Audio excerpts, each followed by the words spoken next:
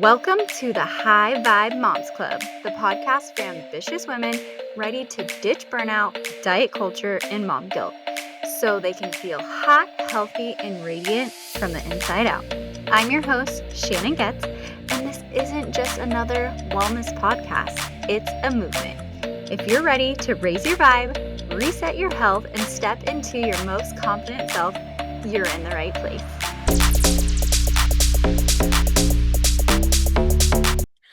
Hello, and welcome to another episode of High Vibe Moms Club. I have Susan here with me today, and I'm so excited for you guys to listen to her journey. And she has so much wisdom to share as a coach and a mentor. So I want to go ahead and get started right away. Yes. So, hi, Susan. Yeah. Thank you so much for having me, Shannon. I am so excited to be here with you. Yay. Okay, so you have stepped into such a powerful role as a transformation coach and into all of this leadership. And so, what drew you to this work? Was there something that, or was this something that you were called to? Or was there a certain experience that happened that brought you to where you're at today? hmm I wouldn't say as a child, I ever thought about anything like this. And it truly was my own pain and suffering that had me recognize there had to be a better way to live. Hmm. And so I very begrudgingly attended something called the Landmark Forum on my then husband's invitation.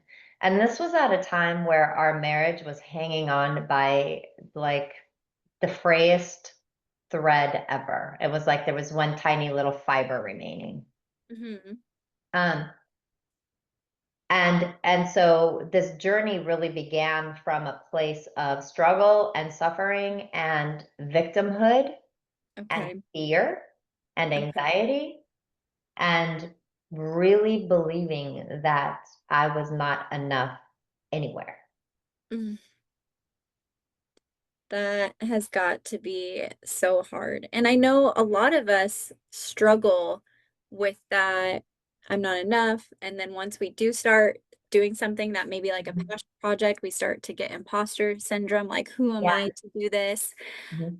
Um, okay, so based on your current season in life, I could tell that you're so grounded now.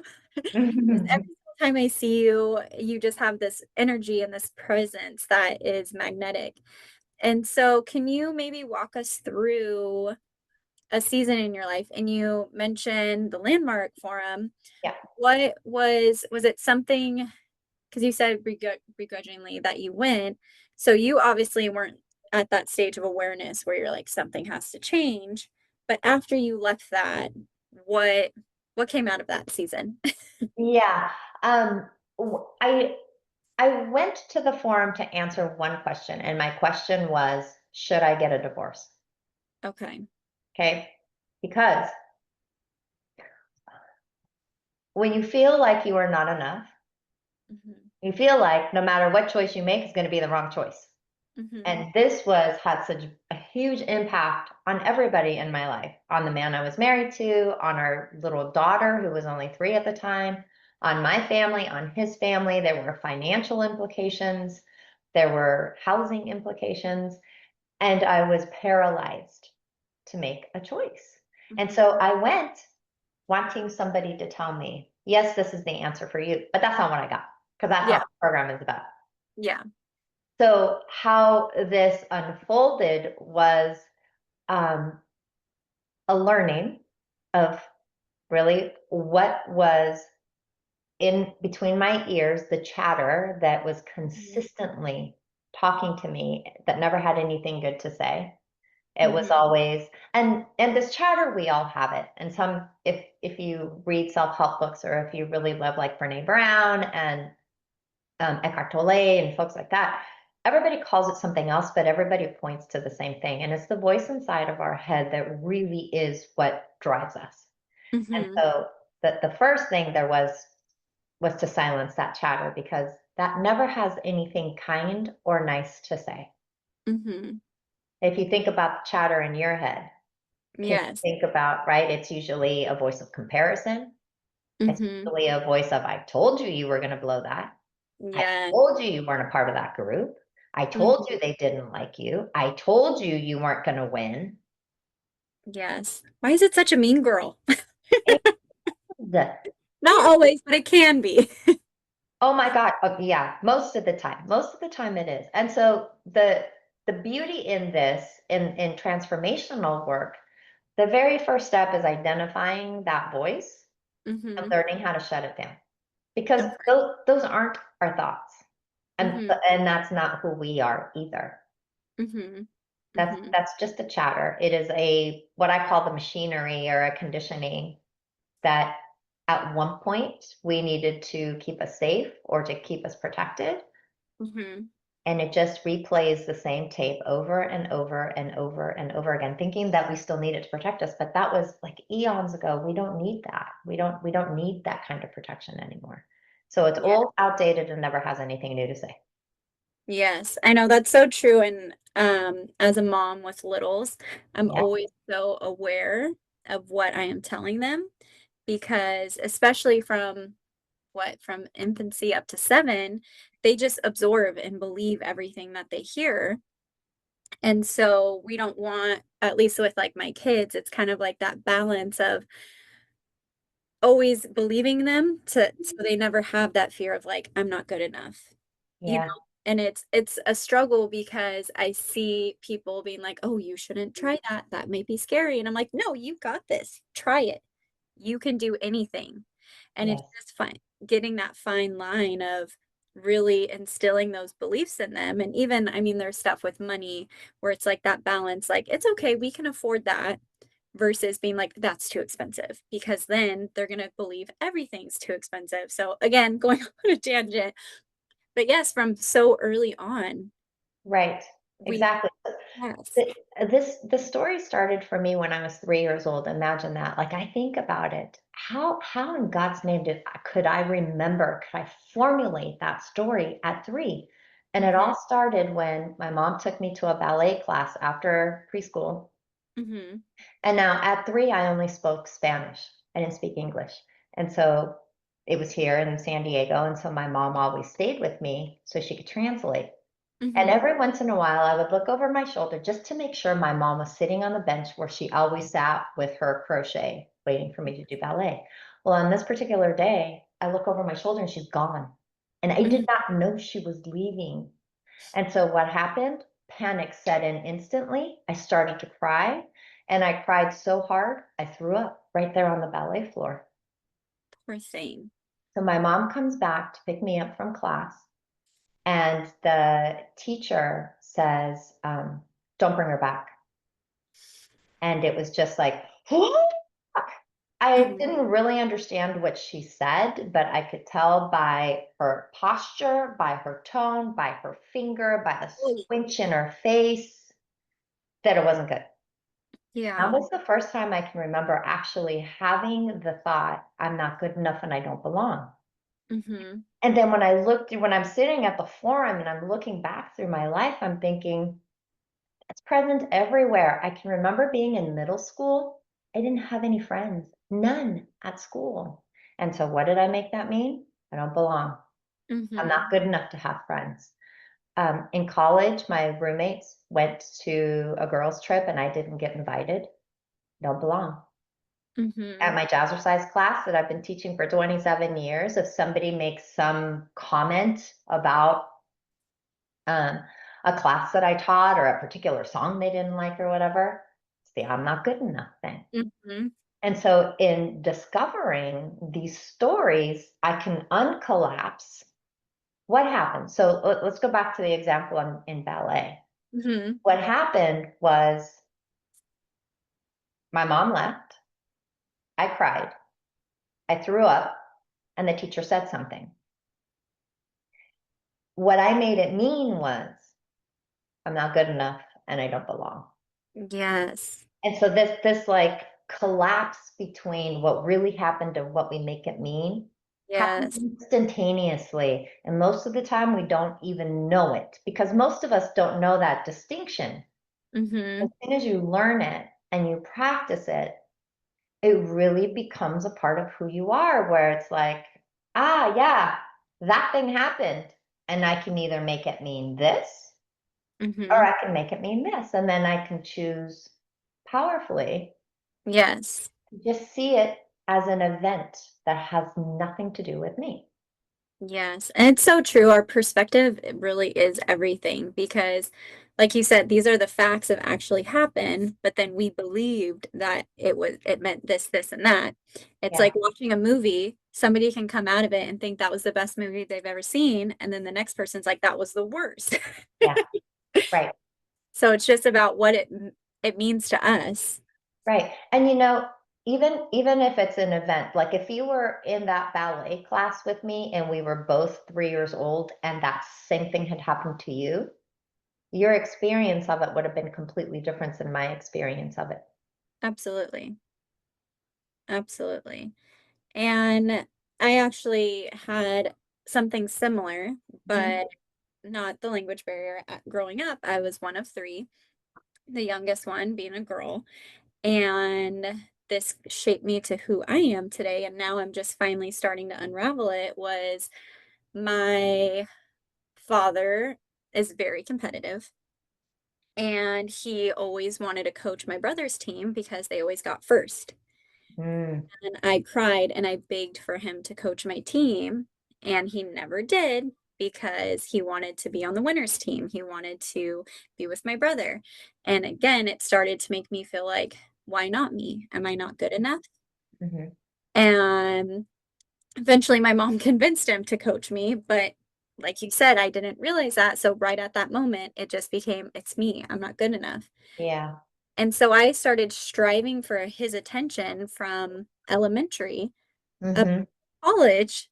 I even I was like, my dad likes math and science. I'm going to be good at math and science. Look at me. Look at me. Look at me. Graduated college in 4 years. Look at me. Got my license. Look at me. Look at me. Like all I ever wanted was my dad's attention to say, look at me. I am good enough. Watch me. And then now I'm like in this career and I'm like, hold on. I like this? Or was I just doing this because I was trying to show my dad that I am good enough? Yeah, exactly. So And it's just wild what we do as little kids and how it's running the show now. exactly, exactly. It's like, we're driving a car, but instead of holding onto the steering wheel, we're actually holding onto the rearview mirror. Yes, absolutely. And that's how we're driving. That's how we're steering is through the rearview mirror. Yes. Yes. Okay, so you were talking about how we have something that actually happens and we make it mean something else. Yeah. For the listeners, if they are maybe feeling, hey, I'm not enough, I don't belong, um, how can they kind of put that together like that story like you knew exactly pinpoint yes when I was 3 years old this happened and I was able to discover yes it was when I wanted my dad to coach me in Hmm. soccer but it was Hmm. a lot of journaling to get there and to ask the questions. Is there any method or questions that you recommend that they can start to ask themselves journal about it to uncover the situation to start their healing journey? Um, there are things we can do, Hmm. but the first step is in identifying the blind spots, and we Hmm. cannot identify blind spots on our own Okay. because they're back here. We can't see them. Hmm. And only when we go through some kind of a program or we have a coach or we have somebody to help us walk through that phase can we put them in front of us and then do something about it. So Yeah. that identifying that story didn't come until I participated in the entire landmark curriculum and could see my blind spots so clearly that Hmm. I can pinpoint, I can go back in my life and pinpoint every single instant that formed my belief system. Yes. And when I Yeah. saw it, I had the power to do something about it. Mm-hmm. And I'll tell you why that is. Like let's take the conversation of weight loss. Our country is in an epidemic of Oh, yes. obesity, right? It That's why is, I'm here, folks. what's Get the that? message out. I said that's why I started this, to get the message out. You Yeah, can change your life. you can. You can change your life. And here's the thing, no amount of knowing is going to make a difference. Yeah. I'll qualify why I say that because I don't want your There's listeners. an abundant amount of information out there. So yes. There is an abundant amount of information out there. We are all learned. We have all seen the messages. We have all read the labels. We all know that you have to exercise and you have to eat well. And we still have a problem. Mm-hmm. Why? Because transformation like that does not happen in the world of knowledge. It happens in the world of being. Yes. Identity of who you are. Yeah. Exactly. Exactly. And so we are called human beings for a reason, right? We're not human doers, which many of us may be, where we feel like we have to get our connection with people through doing things, or human havers, Yes. having like this big giant house and this super fancy car and having a Mm-hmm. straight A student kid and the most gorgeous husband, whatever. Somehow we feel like, right, that gives Yes. us value. But the truth is, all of that is a source outside of us. The Yes. only thing that's internal to us is who we be, who we are, how we show up, right? Yes. And Absolutely. so when we talk about like the weight loss epidemic or anything, any part of your life that you want to transform, it starts with you. And it Absolutely. starts with identifying how you got to be the way you are. Yes. Once you see that, you can do something completely about it. You can change every aspect of your life, but it's the seeing it that has to happen first.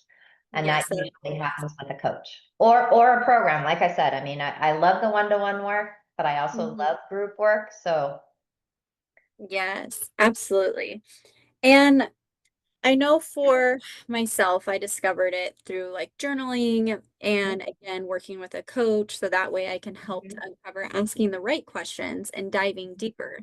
mhm, And not even just doing it once. Like the first time you get asked certain questions, you might think one thing. And then as you're doing this work and discovering more about who you are, yeah. you're like, wait, hold on. Now I read that question differently. And I think it's this. Um, Yeah. and so talking about your being and the source and all of that good stuff, I'm very into spirituality. Mhm, And I believe that we are all a masterpiece because we're a piece of the master. yeah. Um, so all of this, but I know with beliefs, a lot of it is once we discover that and we are working on kind of rewiring our subconscious mind. I think Mhm, you're familiar with like the subconscious as well. Um, One thing that I've talked about in my programs is neuroplasticity. mhm, And for those that aren't aware of what neuroplasticity is, it's essentially your brain's ability to change and rewire itself. So I use different analogies. Sometimes it's a field, sometimes it's an anthill, but you can rewire your mind. So, yes, you might believe something from childhood, but once you discover that, it's like walking a path in a field. At first, it might be full of weeds and shrubs, but as you keep walking that path of this new belief, you mhm. can start to forget about that belief that brought you to where you are today. Yeah. So, one of the things that with the identity work is yes, affirmations are good, but Susan, like you said, it's kind of it goes a little bit deeper. And when you talked about the weight loss, uh, Mhm, I know that I've had some clients where they get stuck because they have this belief of I'll never lose the weight. I've never yeah. been able to lose the weight. Yeah. And then we try to shift that thinking. And I know some people are like, oh, you just have to believe like I'm fit, I'm healthy, all the things.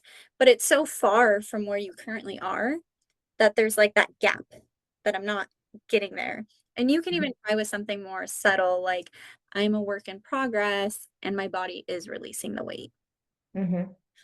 But for people where they're still like, they can't even believe that, Mhm. at what point, because obviously we need to regulate our nervous system. We need to be more, make our bodies feel safe.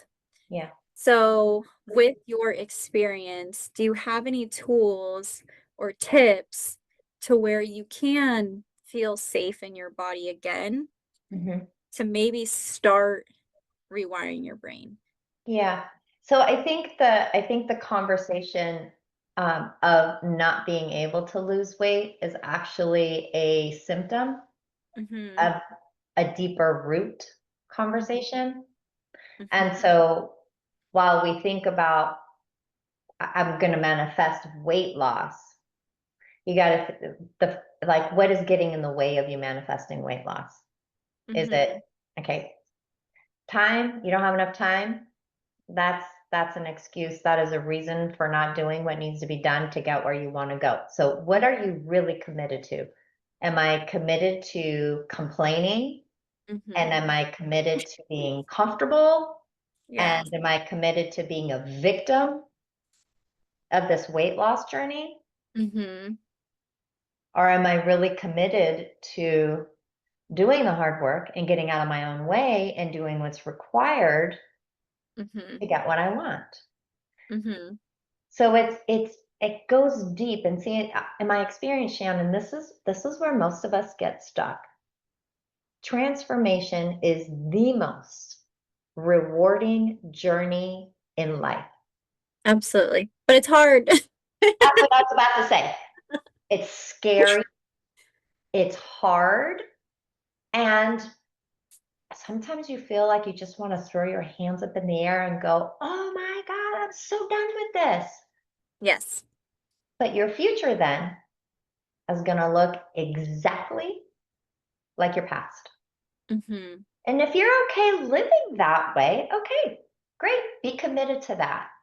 Mhm. But if you want your future to look different, we need to do things differently, right? And so now in rewiring the brain, you can't, like, it can't be one of these things that says, let me think, what am I not committed to? Okay, so let's keep with this, um, let's keep with the conversation of weight loss. I just turned 55. And at 55, I feel better and I look better than I did at 20. When Mm. I was 19, I was close to 200 pounds. I was very overweight. I was very unhealthy. Um, and now at my age, and then I was committed to complaining about being fat, and I was committed to blaming my heritage and my ancestors and my mom for feeding me too much. Yeah, that's all a story. That's all nonsense. But I wasn't willing to put the work in to do the exercise, to eat the right food because I was in college with roommates and they wanted to go out and they wanted to eat all this stuff that I was not good. I shouldn't have been eating at 3 o'clock in the morning a hamburger after we went to a bar all night, right? Mhm. Yeah. But I did it. And then I ballooned up and they all stayed the same size. And so I fast forward to my commitment now is to be healthy. Like I want to live to 122. And Yes. I cannot put junk in my body and expect to live to 122. So the thoughts is I am committed to this goal of being healthy Mhm. and my behavior follows. It's Yes. not like I'm talking to myself, pretending I'm rewiring my brain and it's like this instantaneous shift. Something's going to happen. Like there is no magic pill. Yes. You got to do the work. And this is, I think, where we get stopped all the time is especially for new moms. I'm sure they're tired. I'm Yes. sure they feel like they're juggling 1,000 balls. I'm sure they feel like they have to be wife and mom. And if they have a job, they have to be employee. And if family, they have to be daughter. They have to be all these things. And the chatter in our head makes it so loud Mhm. that we can't even hear our own wisdom, Yes. right? So Yes. the rewiring of the brain, doesn't work when all of that is happening. Mhm. We got to get clear first. We have to get like, just like we clean our house, we have to clean our brain and we have to clean our emotions. Mhm. And then when you feel like your feet are firmly planted underneath you and you have awareness of that chatter and you have awareness of what you're committed to, this is when affirmations come into play. This Mhm. is when like to-do lists come into play. And this is when we know how to ask for help. And this is when we can pray and you wake up the next morning and you feel like it's a new day, but you're not Yeah. carrying the burden from the past into every day. Yes. And so I'm actually curious, Susan, do you meditate? I do. Me too. Okay, yeah, because I'm say a lot of people who do have this awareness, meditation is part of their regular routine.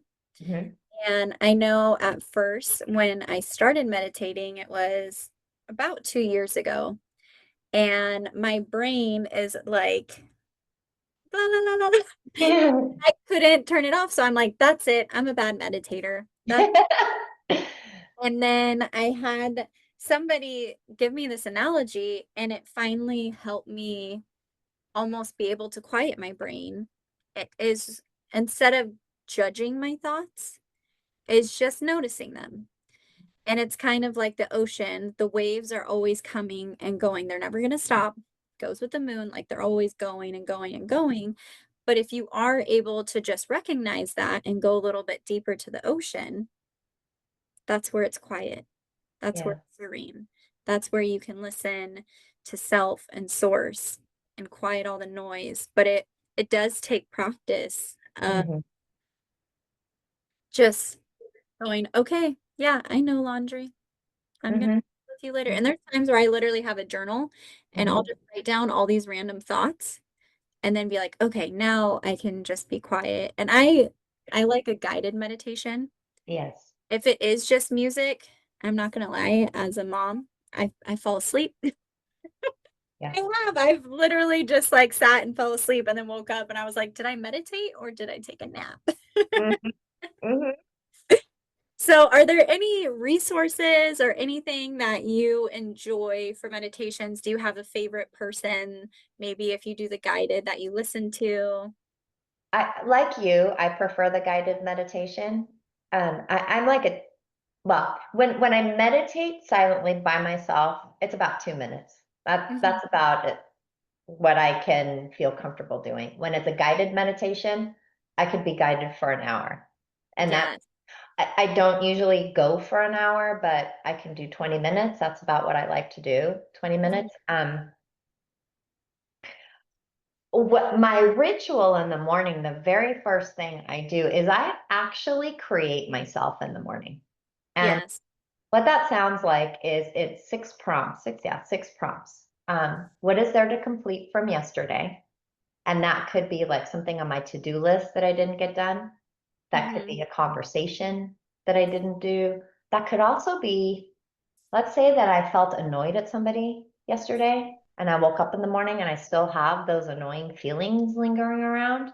That could be that too. Mhm. Who am I creating myself as? And depending on what I have in front of me for that day, that could be it could be a powerful listener. It could Mhm. be a pillar of joy and strength. It Mhm. could be a efficient leader. It could be anything, whatever I feel like I'm going to create for myself in that day. That is who I'm going to be. Yes. So powerful to start your day like that because I know for myself with three littles and a puppy, if I don't take that time Yeah. and I start my day in chaos, the day starts to overrun me. Hmm. Those mornings where I even have 5, 10 minutes to just sit and listen to my meditation. When the kids come downstairs, I'm just in a more relaxed place than Yes. waking up with them. And I'm like, okay, you're hungry. What do you need? Somebody wet the bed. What's going on? Yeah. It's just, it's a great way to start the day with that intention. Right. Exactly. Exactly. And throughout the day, when you're feeling like all this like chaos is bubbling up, I always put it on my phone. I can grab my phone and just look at it and say, oh, yeah, that's right. I have invented myself to be the space of peace and calm today, peace and calm. And then I step right back into it because I'm human just like everybody else is human. And I get snagged just like everybody else gets snagged. But I Mhm. can also bring my commitment back and I can step back into that intention that I had for my day. Yes. Yes. Something I think that's really important too in your morning ritual is what are you letting go of? And this Mm. would be like in this place of I'm letting go of fear today, or I'm letting go of victimhood today, or I'm letting go of suffering today, whatever it is Oh, that's that's good. like, yeah, the thing that is getting in the way of you being taking up space and being fully expressed as who you want to be. Mhm. Mhm. Continue letting go of that. And that I'm letting go of victim. I put that on my morning ritual more times than I care to admit to. Mhm. Because sometimes, like you said, it's hard and sometimes I feel victim to circumstance. Yes.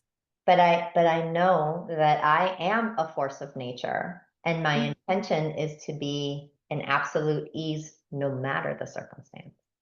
Yes. Yes. I had a train of thought, but I was so into what you were saying that it totally just went. I'm getting better. That's one thing that I used to do often is I would interrupt because I'm so excited about the story and I don't want to forget. Yeah, I'm like, nope, just let the person finish. I'm yeah. fully present. And then, yeah, there goes that thought. Write it down. When you have the thought, write it down. Yeah, I need to do that because I was like, that's so, I love it. Okay. Um, if we were going back to, I know we went on a tangent and I absolutely love it. I love this conversation. I know it's going to help a lot of women in dealing with whether it's the victimhood or how they can address all the things, all the chatter that's going on in their head. Oh, and just remind me, what I am working on is complaining less. Okay. I try to always stay optimistic and positive, but then when something negative happens, instead of accepting, like, oh, that was unfortunate, let it go. I'll call my mom and be like, Mom, guess what just happened? And then she goes on it, and then it's this negative energy that just like lives in my brain. And I'm like, and it doesn't feel good after. I'm like, why did I complain about that? I should have. Yeah. I mean, it's good to vent, but I'm like, I could have just used that energy into something else. So that's what I'm working on is Yes. whether I'm tired, the baby woke up, somebody had a bad dream, wet the bed, instead of complaining about it, just being like, yep, that happened. But that's okay. Let's move on from here. Exactly. Exactly. Because I'll tell you that freedom, like really feeling freedom, complete unleashing of anything or anyone really comes from being able to be at ease no matter Hmm. the circumstance that you're in. Yes. I'm Yes. not saying that's easy. It is No. not easy and it has taken a lot of practice and I still practice it every day, but I wake up every morning and I think about being powerfully effective and efficient in the areas that matter to me and Hmm. being completely at ease no matter the circumstance. Yes, absolutely. There's one thing that I do to try to bring more peace is gratitude. Yeah. Yes. Before I roll out of bed in the morning, the meditation, all the thing, I tried to have made a habit of just saying three things that I'm grateful for. Hmm. Like, I'm grateful for my healthy kiddos. I'm grateful that I'm still able to breastfeed, just little things. So then that way, when I do start my day, it already has that positive intention. And Yeah. like you said, a lot of times, as soon as we wake up, we start living in the past. Yeah. We start thinking about this happened and now I have to do this and the to-do list, and it goes on and on. So starting my day with those three things that I'm grateful for has helped me stay at peace. Yeah. And no matter what the chaos is, I'm like, okay, I am blessed. I am thankful for the chaos. Because one day Yeah. I have an empty house and I'll probably be sad. Yeah. Oh my gosh, tell Let's me talk about about that. that a little bit, Susan, because how is that going for you? Um, okay. Yeah. It is, let me say, before I say that, let me say one thing about gratitude, because I'm thinking about when I was your age and I had a little girl and I had this job that was very demanding and I was going through a horrific divorce, where I was basically fighting for my child's life.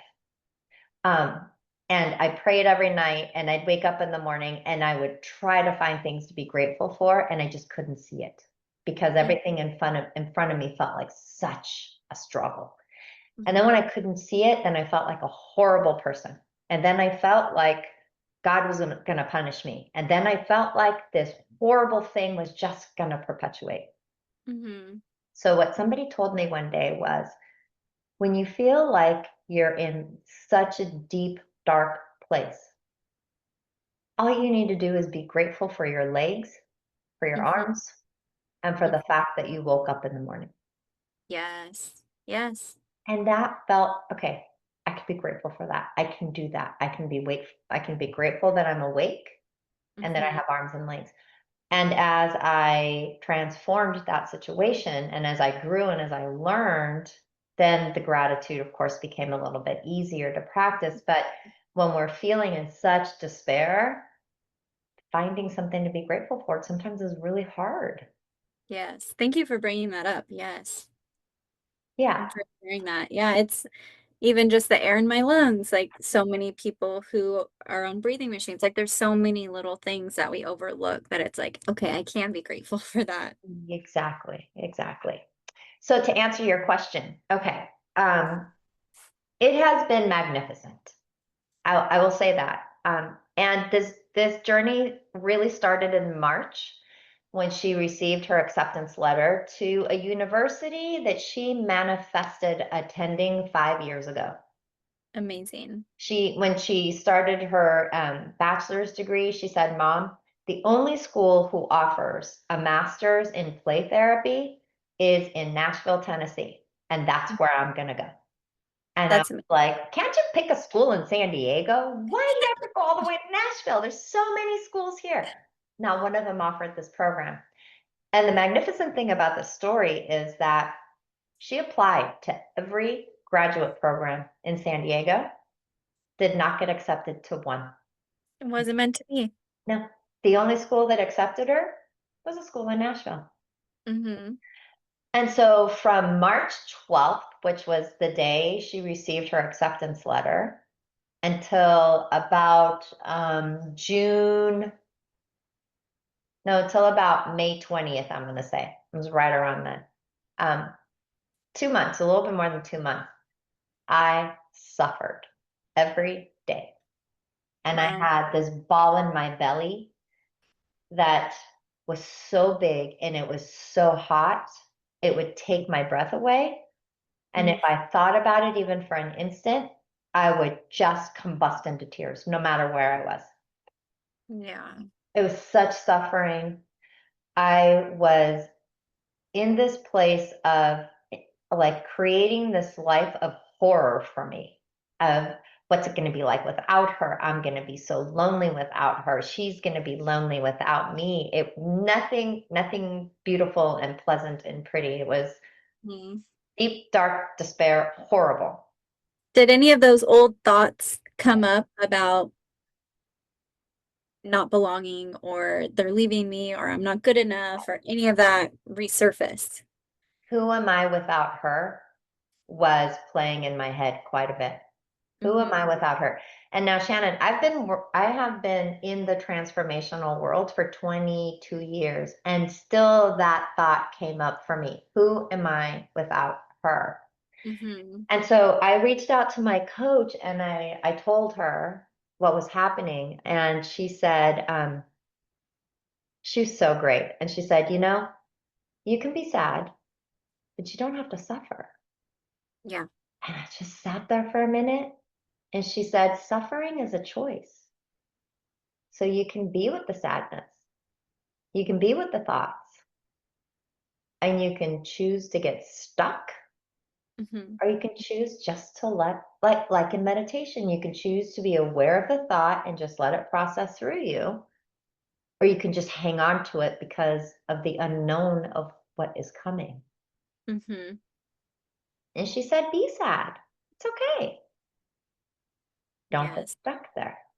And I'll tell you, within about 15 minutes of that conversation, that fireball that was in my belly completely dissipated. That's And amazing. I could think about her moving and I would not cry. So on June 14th or June 12th, she and I hopped on a plane to Nashville, and all of her belongings, the moving truck arrived, and she and I for 4 days unpacked together, and we played together, and we had the music blasting, and we had the best time. We had the greatest time. And then I stayed, so I was there a total of 12 days. The morning I was leaving, we cried a little bit, and Hmm. I just said, let's just cry. Let's just get it all out. And then Yes. we stopped crying, and I said, only joy from here on out. Only joy. Joy for you, joy for me, excitement for you, excitement for me. And I came home and everybody's walking on eggshells around me. I'm like, what's wrong with all you people? And they're like, oh, I'm fine. It's great. And Yes. But you had to process it. Yes. we did. We had to process it, and I really had to discover it for myself.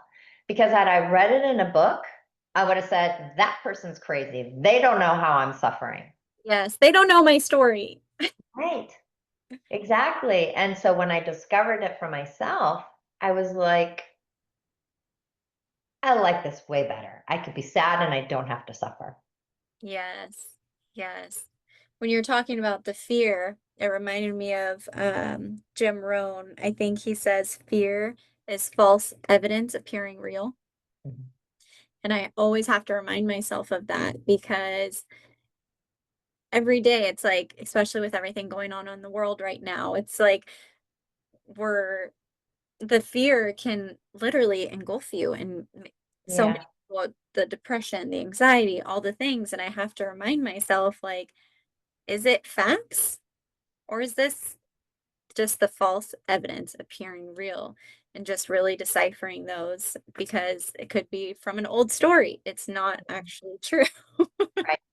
Exactly. For new moms too, something that I discovered on my own. Somebody didn't tell me this, but when Gabriela was about 2 months old, um, there was a mom in on the East Coast someplace that drowned her 5 children in a bathtub.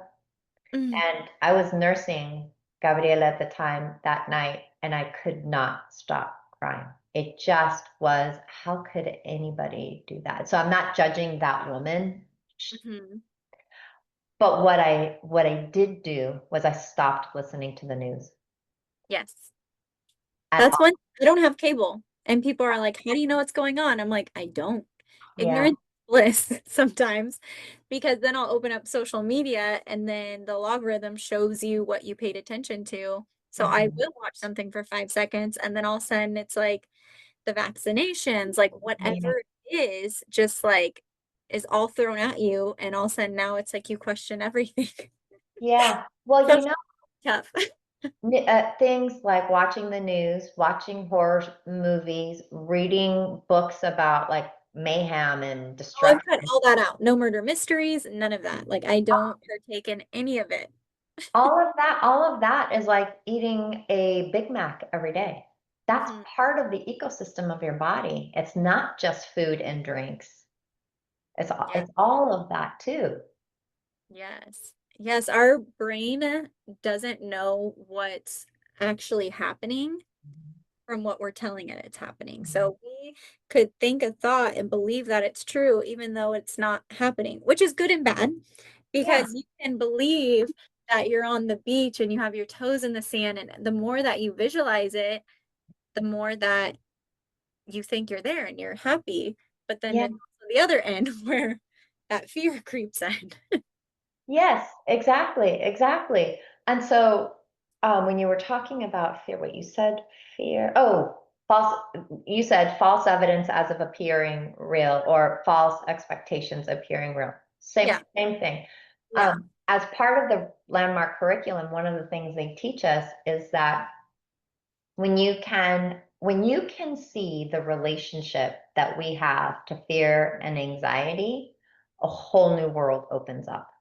It's Yeah. like that when you see how you relate to fear and anxiety. And so part of what we learn there is they say the only thing there really is to fear is if somebody's like standing with a gun at your head.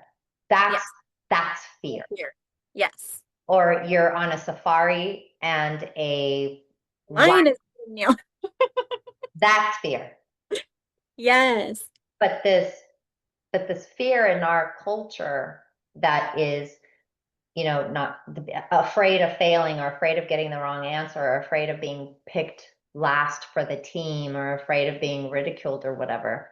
That's what I call man-made fear, in that that arises in language, and it's Hmm. in how we speak to ourselves and how we language to ourselves Hmm. that we Yes. choose to be in fear and anxiety or not. Yes. No, absolutely. And not only about like what you consume in your environment. Susan, I'm gonna have to have you on again because we're just talking again, and I love it. But one last thing, before we ask how our listeners can connect with you.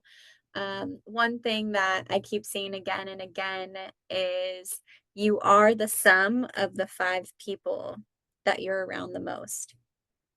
And I know for myself, like for weight loss, if you want to be fit and healthy and Mhm. your mind, body, spirit, you need to hang around, search out those people and get in a room with them. And similar to with your coaching, like you need to get in a room of where you dream to be because maybe you're not there right now, Mhm.